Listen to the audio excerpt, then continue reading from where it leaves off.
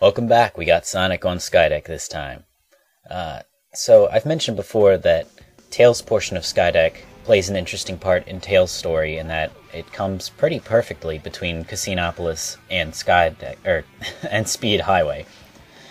But I guess one of the things I really like about Sonic Adventure is that Tails' portion of Skydeck also works really well in the context of Sonic's version of the stage.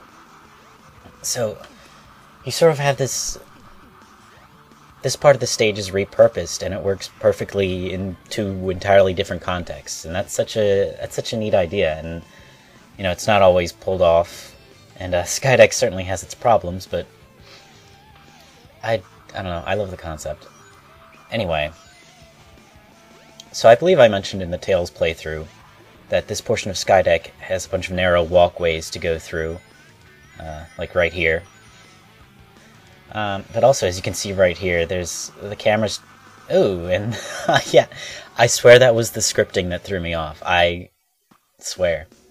But as you can tell, the camera is changing quite a lot, and it's honestly pretty hard to follow sometimes. And like, where am I? Yeah. Unfortunately, the free camera will not help you out a whole lot. It sticks you with the regular scripted camera a whole lot. And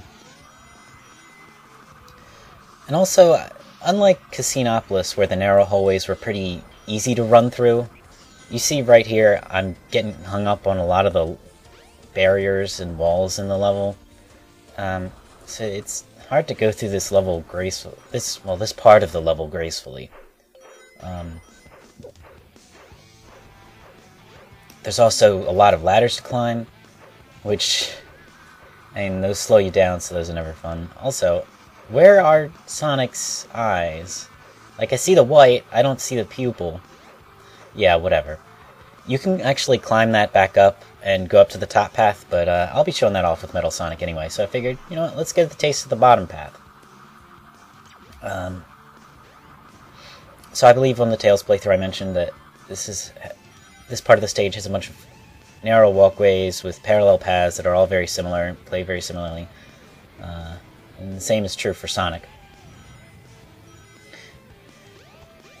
And while it's something we've seen before with Casinopolis, I like that it's on a larger scale this time. And also, it gets a lot of... As you'll see in the next part of the video, it plays off of the other parts of the level pretty well. Anyway, see you back. Alright, so the second part of the stage is pretty much the exact opposite of the first part, where you have just a huge wide open area. Like, here I can go left and right, but from either place you get a whole bunch of room. See all those turrets there? You could run by all these, but I don't know, I have a lot of fun just trying to knock them all down. And I don't have a lot of success here trying to use the light speed attack or whatever it's called, but by gum, I'm gonna do it because it looks really nice.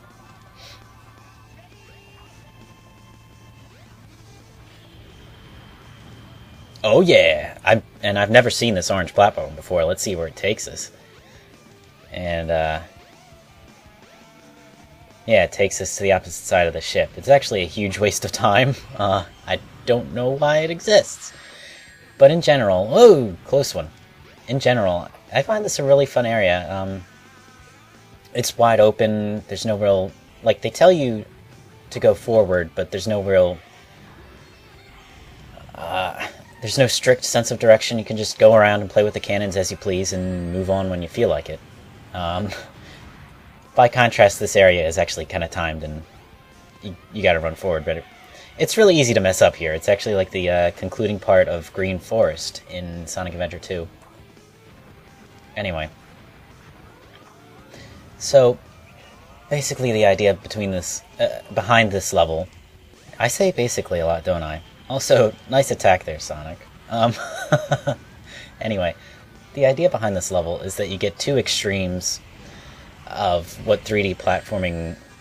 of 3D platforming space, where the first part of the stage had a whole bunch of narrow walkways that you were stuck on, and you couldn't really go left or right at all. Also, dying when you get a life, I like that irony. Is that irony? That's something. whatever. Um, and then the second part, by contrast, has these wide open parts with just a whole bunch of turrets, and you can shoot all of them down, and, you know, your objective is right in front of you. Like, you gotta take out that big cannon in the middle. But if you want, there's a whole bunch of stuff to take out. And actually, close call. I was watching Clement J642's LP of Sonic Adventure, and he mentioned that this reminded him a lot of the opening to Sonic Unleashed. And I can't believe I never realized that before, but that's, I don't know, that's such a perfect comparison. That is exactly what that intro movie wants to be. Oh. And yeah, when the siren blares, the wind will knock you off. I swear I will clear this part of the stage on this run. I'm not going to lose any more lives here. Okay, you got me. No, but for real, I'm going to do it on this life. But yeah, and I don't even remember where I was. You can skip all these cannons, you don't have to mess with them at all. So it's just like, I don't know. It's a totally superfluous part. And you don't get that a whole lot in Sonic games after Sonic Adventure, do you? So for the final part of the stage, we have a blend of those two things, where you start out with a really open area, and there's lots of stuff to collect on the side, and there's stuff to dodge, but you know, you can go at your own pace. And then right away we're introduced, oh, we got narrow walkways on this part too. And, I mean, okay, that's not super narrow like in the first part, but still. There's a big contrast there. So, the idea behind the final part of the level is that the narrow walkways and the big, wide open areas come together, where if you fail platforming, you end up in a big, wide open area, and in order to succeed, you've got to get through the narrow parts. And that's not, I mean, it's not really a revolutionary idea, but it does manage to bring the two halves, the two previous parts of the level together. And that's, I feel like that's something the game has a tendency to do, like introduce two things and then blend them. Like, remember the opening to Twinkle Park, past the car part?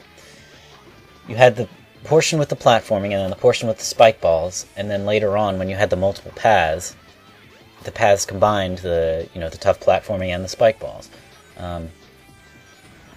So it's similar in this stage where they combine the tight, narrow walkways with the wide open explory parts.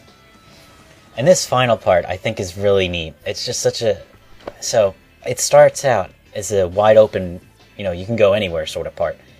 And then slowly it tilts, and now it's just a bunch of narrow walkways with those ladders. Like,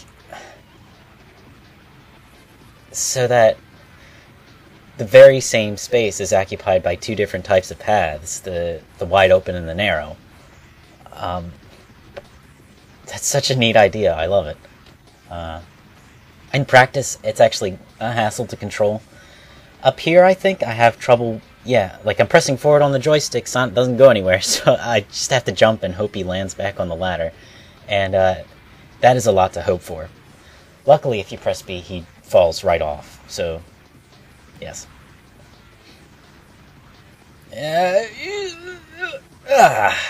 Yep. Sonic struggling to get through. Knuckles having no idea how terrible he's making Sonic to control right now. I like to think that Knuckles isn't doing it on purpose. Also, I really want to hit that switch with the, those light thingies that usually turn on switches, but didn't work out so well. Anyway, we're out of the stage. I like the concept. The execution is, yeah. Also, infinite homing attack. You can do a B to cancel out of it, or I think that's what happened. Anyway, so the Metal Sonic playthrough, I swear, it's going to be really nifty, so stick around. Thank you, Tails, for landing inside of me. What is that? Yeah, not bad. That's what I said.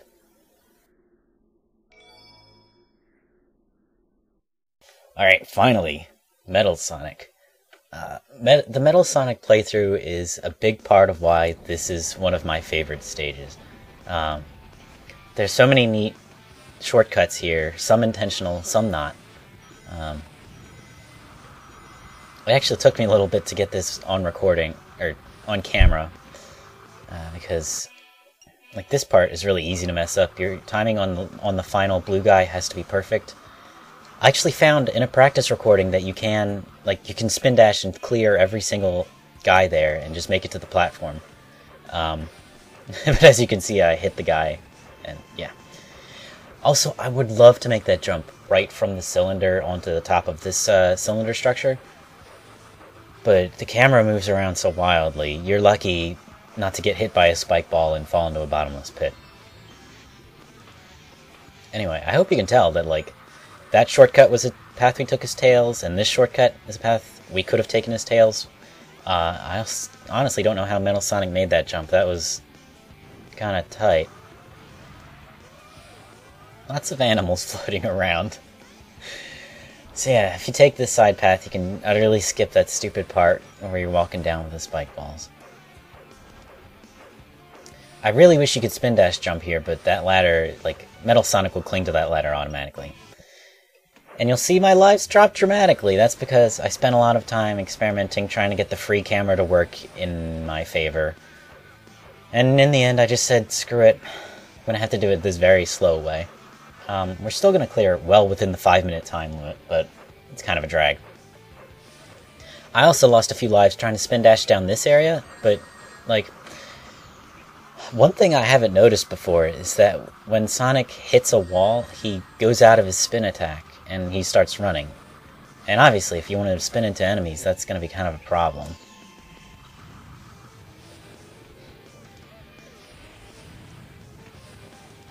It's also a little hard to tell if they intended you to be able to jump upwards along those cylinders. So obviously they want you to sidle along the side, but there's also ladders so you can climb up. But you can climb up anyway. You don't need ladders for that, because they cling as soon as they... at the height of their jump, basically. I'm gonna stop saying basically one day, I swear. Ah, thank you, Takal. I didn't know that. There are a lot of places where you can do spin dash jumps here to, well, no, not a lot of places, just two big places. That one near the beginning, and then, see this here, this slope? You can do a spin dash jump here to, there's a structure over to our right. If the camera, yes, that on the left. You can jump on top of that big thing, but I don't know if it gives you any advantages. In the past when I've done it, I've just fallen off immediately, so, yeah, it's not worth it. I like that. That's an exciting bit to break up the more, laid-back pacing of the two major parts of this portion where you have a lot of turrets. So that last part didn't have a whole lot of shortcuts, but get a load of this. Okay, boy, that attempt was about as bad as my Eggman impression. Okay, anyway, yes, let's take the shortcut this time. Oh, and we just cut out a huge portion involving, like, a whole bunch of speed boosters, and the hook you have to ride on that takes forever, and... oh, man, I love that. But there's an invisible wall, so you can't go right to the end of the stage. What a jip. If only there were some way... oh, look, here we are. You can cut this portion wide open. It's like the final portion of Speed Highway. And that's it for this time. Next time we got bosses in Lost World and all sorts of crazy stuff. With this video we've seen the end of the Tails story. But we still have one more Knuckles stage, and geez, only 2 more stages left in the entire game. Alright. See you then.